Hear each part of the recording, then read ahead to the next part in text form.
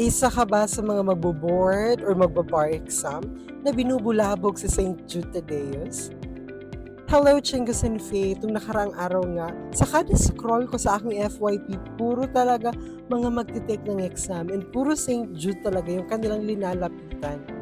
Dahil alam naman natin na si St. Jude is patron ng mga desperado na talaga, lalo ng mga desperate cases.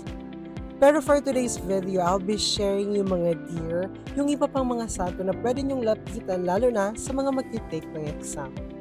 Alam ko naman na masayang-masaya si St. Jude na tulungan kayong lahat, pero we have option naman.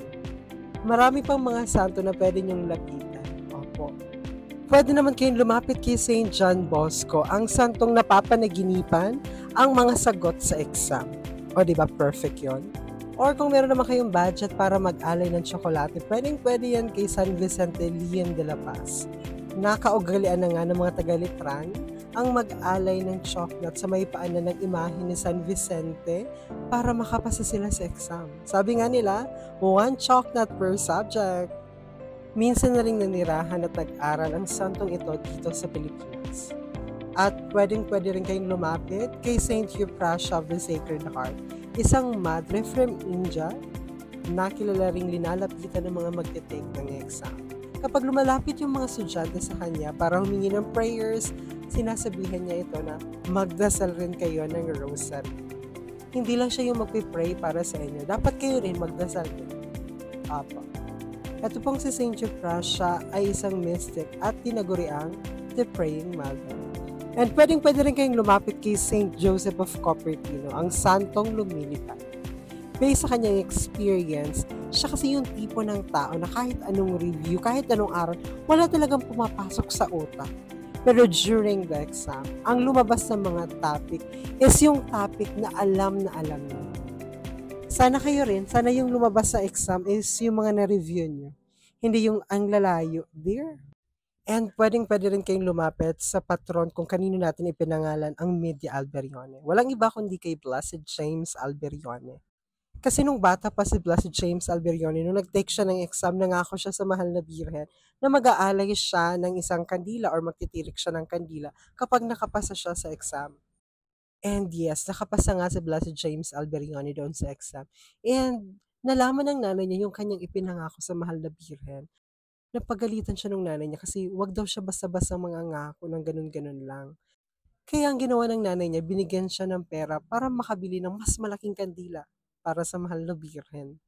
Last time nga nung nag-take ng exam yung mga medtech, merong mga nag-ask ng prayers. So ang ginawa ko, I'll collected their names and I put it doon sa may relic, sa may first class relic ni Blessed James Alberione. And thank God, nakapasa naman. Pero kung imposible na talaga makapasa kayo kasi hindi naman talaga kayo nag-review or napasubok lang talaga kayo, dear, magdasal-dasal na kayo and ask for the intercession of Saint Rita of Cassia, the patroness or the patron of the impossible. Parang partner talaga sila ni Saint Jude Tadeus. Kasi si Saint Jude, mga desperate cases. Kapag imposible, dito rin kayo kay Saint Rita. Kaya kung desperado na kayong mahalin ng inyong mga iniirog, alam niyo na kung kanino kayo lalapit. Charis, mag-exam muna kayo. And if you want to, you can send us your names para ma-include namin kayo sa pagdarasal. Kasi patuloy pa rin nag-iikot yung imahe ng mahal na birhen ng mga dukha sa mga bahay-bahay.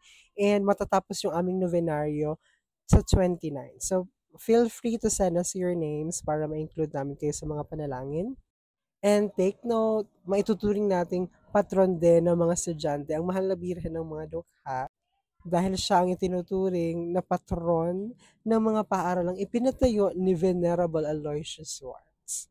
Siguro magtatanong na naman yung iba dyan, bakit pa kayo hingi ng prayer sa iba? Pwede naman kayo magdasal directly, di ba? Pwede naman, wala namang problema. Sabi nga sa Bible, the fervent prayer of a righteous person is very powerful. Hindi naman ako yung righteous na yun, pero yung mga santo yun. Yun lang, Chingus and Faith. Sana makatulong sa inyo. Pray hard. I'll be praying for you. Thank you and have a good one. Bye for now, Chingus and Faith. Thank you very much.